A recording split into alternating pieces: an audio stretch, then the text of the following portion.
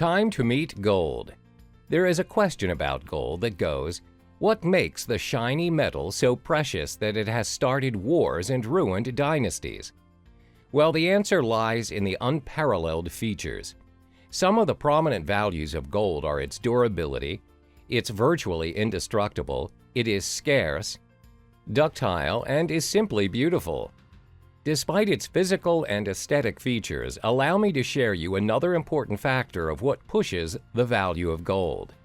Its source. The most apparent source is through gold mining activities.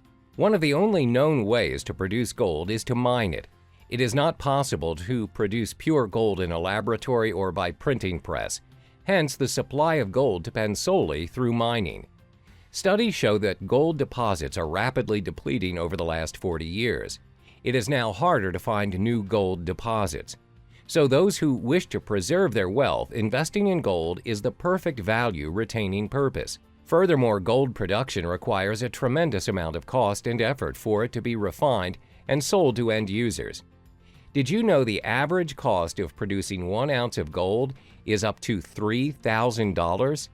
That is already an indication on the price of gold per ounce.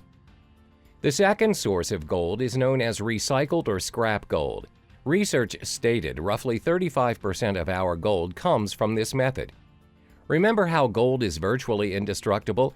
It means gold can be reused in so many different shapes and sizes. What's more, the higher the prices of gold, the more recycled gold will be supplied. Here's a quote from a study. All the gold that has ever been mined is still in existence today and can be found in near-perfect state in one form or another, like jewelry or gold wafers and others. The amount of gold collected from our electronic devices, for instance, are included in this source. This ability of being recycled and reused numerous times retain the intrinsic value of gold.